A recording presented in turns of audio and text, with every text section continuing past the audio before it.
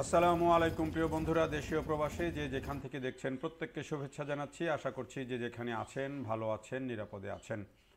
এই যে দৃশ্য দেখছেন সেই দৃশ্য হচ্ছে আমাদের বঙ্গবন্ধু যমুনা রেল সেতু। এবং এই যে বঙ্গবন্ধু যমুনা রেল সেতু, সেই রেল সেতুর কাজ প্রায় শেষ। এখন কিন্তু প্রায় 99 ভাগ কাজ শেষ হয়ে গেছে। এবং এই সেতু জানুয়ারির প্রথম সপ্তাহে অথবা ডিসেম্বরের শেষ সপ্তাহ বা জানুয়ারির প্রথম সপ্তাহে উদ্বোধন হবে, এমন একটি তথ্য পাওয়া গেছে।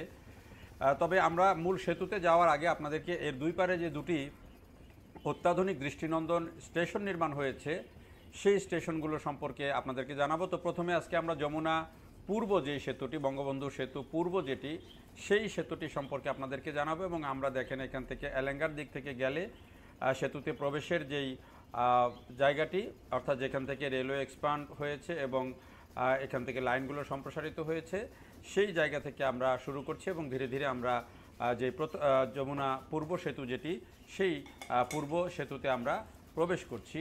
এবং এখানে আমরা দেখছি যে এখনও কিন্তু কাজগুলো মোটামুটি গোছানো হয়ে গেছে, তবে কিছু লাইনের কাজ এক্সটেনশন এখনও বাকি আছে। স্টেশনের কাজগুলো মোটামুটি হয়ে গেছে, স্টেশন থেকে যেসব লাইন ঢুকবে বের হবে সেগুলোর কাজ মোটামুটি হয়ে গেছে। এবং অন্যান্য যে সিগন্যালিংয়ের কাজ, সেগুলো কিছু কাজ বাকি আছে।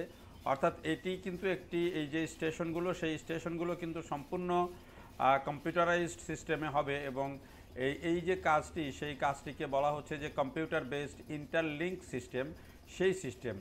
তবে এখানে একটা বিষয় হচ্ছে যে এই যে যমুনা বঙ্গবন্ধু রেল সেতু যেটি, সেটি যদিও ডিসেম্বরের শেষ সপ্তাহ বা জানুয়ারির শুরুতে উদ্বোধন হবে, কিন্তু দুই পারে যে দুটি স্টেশন রয়েছে সেই স্টেশনগুলোর যে কম্পিউটারাইজ সিস্টেমে যে চালু হওয়া, সেটি চালু হতে কিছুটা বেশি সময় লাগবে, কারণ এখনও পর্যন্ত এটি পরিপূর্ণভাবে প্রস্তুত হয়নি, যেটি প্রকল্প সংশ্লিষ্টরা বলছেন। ফলে শুরুতেই যে এখানে যে 120 কিলোমিটার গতিতে যে ট্রেন চলার কথা সেতুর উপর দিয়ে, সেই 120 কিলোমিটার গতি এখানে থাকবে না। যদিও আমাদের এখন যেই লাইনে ট্রেনগুলো চলে সেখানে 120 কিলোমিটার গতিতে ট্রেন খুব বেশি একটা চলাচল করে না। তারপরও এখানে সিস্টেম আছে 120 কিলোমিটার গতিতে চলতে পারবে, কিন্তু সেটি এখনও কম্পিউটারাইজড প্রযুক্তি যেগুলো, সেগুলো প্রস্তুত না হয়, এখনও এই দুই পারের স্টেশন দুটি প্রস্তুত না হয়, এটি কিন্তু এখনই হচ্ছে না। মার্চ এপ্রিলের দিকে গিয়ে সেটি চালু হবে, যেটি বলা হচ্ছে। তবে দুই পারে যে দৃষ্টিনন্দন অবকাঠামো নির্মাণ, লাইন নির্মাণ এবং মূল যে প্ল্যাটফর্ম নির্মাণ, সেগুলো কিন্তু হয়ে গেছে এবং এগুলো বেশ মানুষের দৃষ্টি কাটছে, এগুলো দেখতেও কিন্তু দৃষ্টিনন্দন। তবে এই যে স্টেশনগুলো নির্মাণ হয়েছে, সেই ক্ষেত্রে আমার ব্যক্তিগত একটু অবজারভেশন আছে। সেই অবজারভেশনগুলো হচ্ছে এই যে আমরা এখন প্রবেশ করছি যেই পূর্ব স্টেশন যেটি বঙ্গবন্ধু সেতুর পূর্ব স্টেশন, এবং এটির উত্তর দিকের অংশে দেখেন কি দারুণ দৃষ্টিনন্দন অনেক লম্বা প্ল্যাটফর্ম, এবং প্ল্যাটফর্মের উপরে যে ছাউনি, সেই ছাউনিটিও তার ডিজাইনের দিক থেকে এবং কালারের দিক থেকে কিন্তু অসাধারণ লাগছে।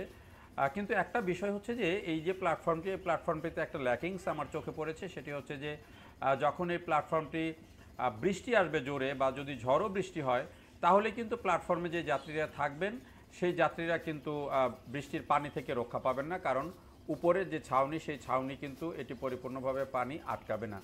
যদিও এটি একজন যাত্রী এখানে খুব বেশি যে সময় ধরে বসে থাকবেন তা না। এটা যেহেতু এই স্টেশনটা লম্বা যেই অংশ আছে, সেই অংশটা মূলত আসলে খুব লম্বা সময় ধরে অপেক্ষা করার নয়।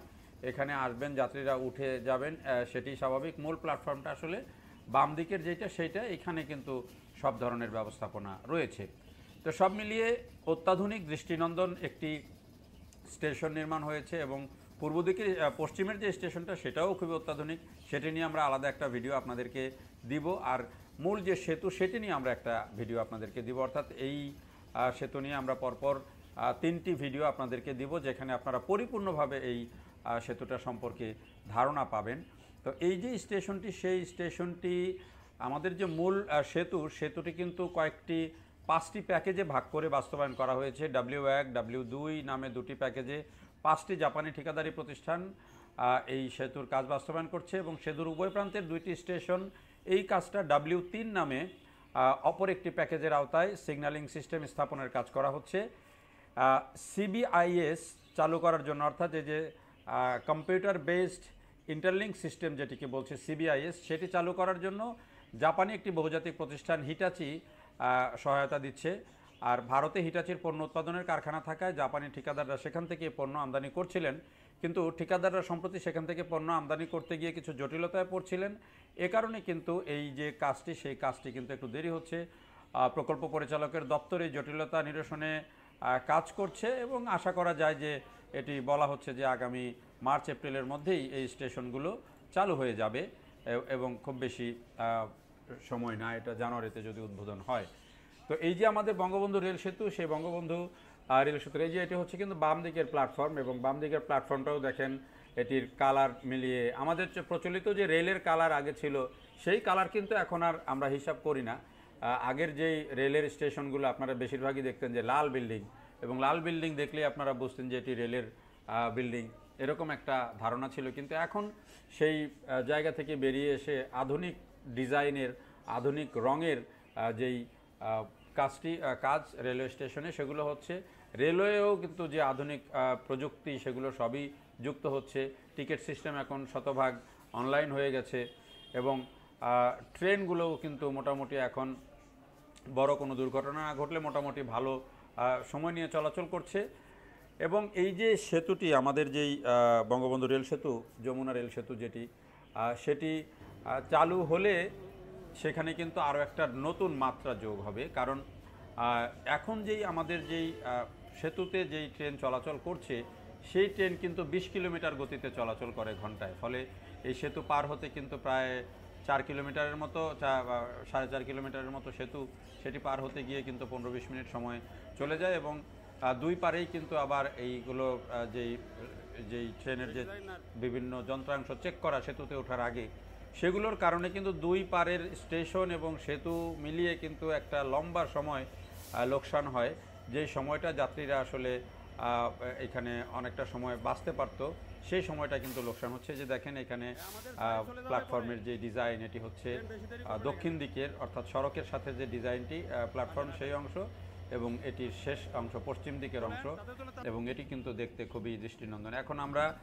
ছেড়ে সেতুর দিকে যাচ্ছি, এবং এই যে আমরা যে পূর্ব স্টেশন যেটি, সেটি ছেড়ে যাচ্ছি। এবং দেখেন এখানে কিন্তু খুবই যাওয়ার সময় কিন্তু খুবই আমার কাছে চমৎকার লাগছে। যখন দেখি তখন কিন্তু খুবই চমৎকার লাগে যে স্টেশনটি নির্মাণ হয়ে গেছে, রেল লাইনগুলো নির্মাণ হয়ে গেছে, এবং সেতুতে ওঠার যে লাইন, সেগুলো কমপ্লিট হয়ে গেছে।